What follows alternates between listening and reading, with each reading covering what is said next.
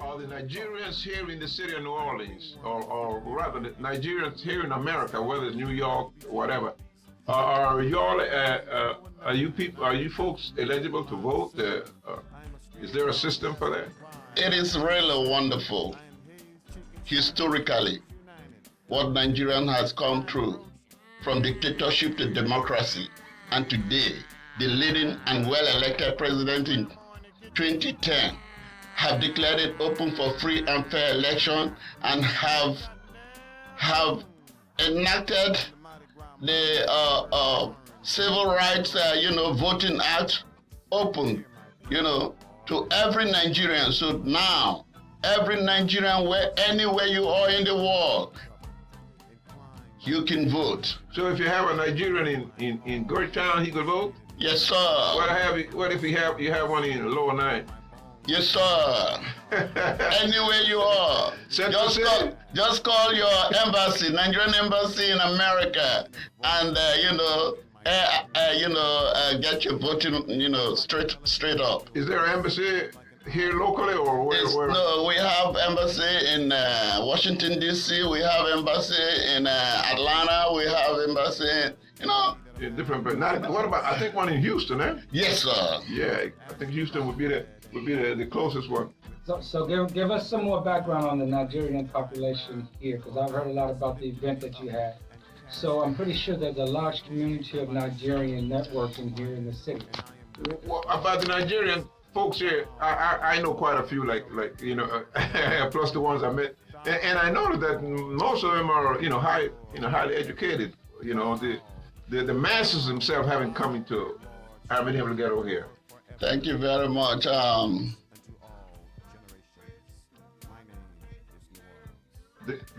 guess the Black Latino. Look, I'm trying to get away from that plantation name. Don't call me that plantation name. Celine Duro, Black Latino, please go ahead on. Black Latino, he has really attached himself to Nigerians for a long period of time, and he knows the power of Nigerians through voting and through our occupational fields. So we have a lot of Nigerians in New Orleans before Katrina, and we are moving very strong to make Nigerians feel about the nucleus and the yoke of New Orleans, and many Nigerians are in the city right now. At least we'll be like 1,000 or 1,500 Nigerians in different fields, here in New Orleans. Yes, sir. The Nigerians in New Orleans. I noticed that Dillard University, among the professors and among the staff in itself, has a good representation of Nigerians. Yes, sir. Yeah, I'm looking in the room and I see all of us, none of us would pass a brown paper bag. We're all the same complexion, in relation. What is that? Huh? What's a brown paper bag? Brown paper bag, yeah, the brown paper bag test. Yes, sir. We will all pass that. And I say that because it's become believed that the African immigrants carry a desire to isolate from Afro-Americans. And for various reasons, such as work ethic, the perception provided by the media or entertainment, and basically it suggests that there's a separation between the two, when we're all, in fact, from the same ancestry. So could you please elaborate on that for us? Thank you very much. Thank you. For trillions of years to this present year, if we, the Africans that come from the African root, have such conversations, I think our unity will be greater than what it is today. Our investments, our assets will be greater than what it is today. Now the unity has been called. I wish we all should embrace it. There is no, I don't think that Africans that immigrated from the continent of Africa wants to run away from the Africans that we met here. We've been defining it so hard, even to the Africans, because there is no discrimination, there is no color code, it is only human. Work with human and achieve your goals. That's what our parents taught us. But when we come here, we find divisions, you know. So I'm glad that you called me in here to explain that it's time for us to, just as you said, that we all look the same. So let's work the same too. Thank you very much. Give me an instance of the division word that you use. When you say you come here and you find all these divisions, could you give a couple of examples? Yes, I come here in 1980, and my parents, or my language, or the language that I'm adopted to, English, when I live in Africa, has never taught me that human beings should be color coded on white,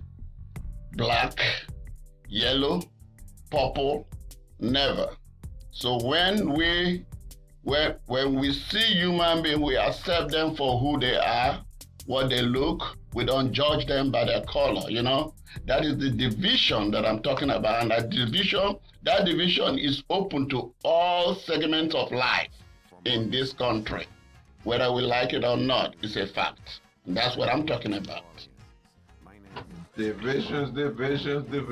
That's the way of the U.S. of A. You know, have always say that the European situation, they have been the only ones that have been able to segregate a group of people by the color of the skin. Thank you. You know, I mean, there have always been all these differences, you know, differences in religion, differences in geographical differences, you know, you from one part of, you know, the continent from the other part.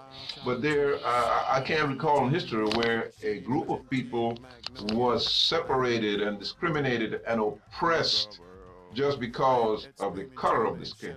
Yes, sir. Yes, You know, and that only has happened within, you know, last few hundred years when the Caucasians, whatever, have been able to well. Let me ask. Now I'm gonna ask the hard question. How does one differ from the other? How is discrimination different based on religion or ethnic belief versus based on color code? No, there's no difference. Okay. And I guess we ask that question because as a native-born American, I often hear even European people, like Iranians and all those, first thing they say, we come to this country and it's discrimination. We don't have discrimination in our country. You know, that our country, we are all the same, but we do discriminate based on these criteria. So I guess my thing is, how does it differ? Well, it's no difference. The only thing that I'm saying, and I have always said, when I first came here, and I was hanging around with my boys, Lincoln, Jacob, Lando, Ariola, Larry Bishop, you know, they would always bring that, well, we didn't have discrimination back home, you know. I said, what? What, you know? But what I'm saying is the discrimination based on just the color of the skin, you know, it's not difference in the sense of the totality of what's going to happen to that group that's discriminated. Mm-hmm. But it's difference as a whole. It's like, you know, hey, what's the difference? It's a Cadillac, it's an Oldsmobile, you know, it's still a car. Right. Yeah. You know? But what we're saying right here is why people come from different countries to find out that this country is really discriminative and divided is that you, as a human being, you can see it by yourself. Right. When you go unemployed, when you go to look for a job and they give you a job application, you will see where they say black, white, yellow, you know, right. African American, Native American. that is a form of discrimination. Right. You know, in many countries in this world, you will not find that. You will not find that. That is what we're talking about I here. guess in defense of my country, it sometimes pees me off. To be honest, as African American male, it does a lot, and there are discriminative acts.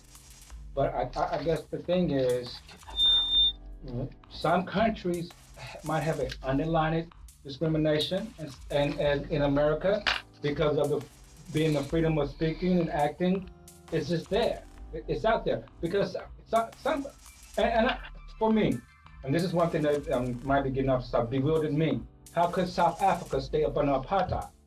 90% black, 10% European or British. And most all of the Caribbean countries are still more or less in that form. When you look at the ruling group, the presidents, the prime ministers, and most of they're either whites or way Black. a little better than Paso, a little better than Paso Blanco. But kind of like it is in New Orleans. But the thing that I continue to say is that there is a difference when you because you all of a sudden you can't go anywhere in the world, okay? Right. Okay, because of the color of your skin, because they have placed that logo, the stigma on you. Right. Where if you from Peru, and you go somewhere else, it's no big thing. Right.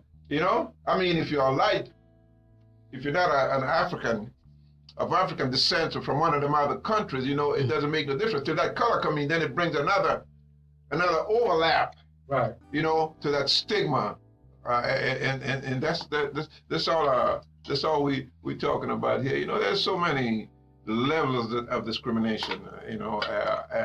There's discrimination against, and I get in trouble with this one. A woman, we talk so bad about our women. We treat them so bad, and the two most important things in your life, is your mama and your daughters. Right. I mean, ain't nothing gonna top that. I mean, like I said, the most sacred thing in the world is the little white girl. Yeah. But yet, we as man, whenever we refer to a woman, it always that and she. It's like the good book.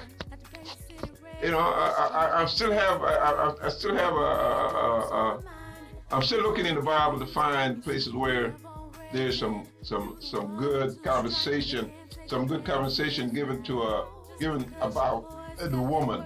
Whenever you see the woman in the Bible, she's always being like my mama said, Jezebel. Yes, we on the line, yes. Thank you for coming up. Are you Yeah.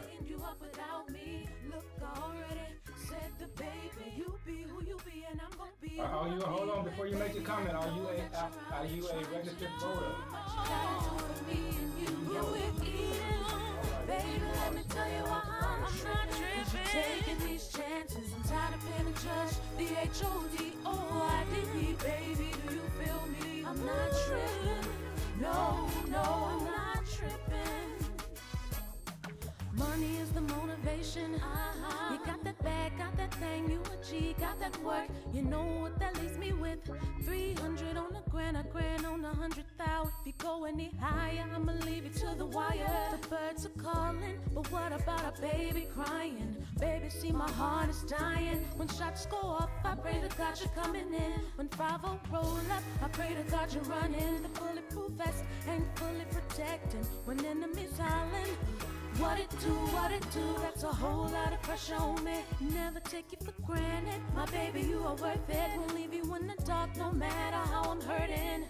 You said you be who you be, and you gon' be who you be. Just know that where you be, I'm gonna be, baby. Baby, I know that you're out here trying to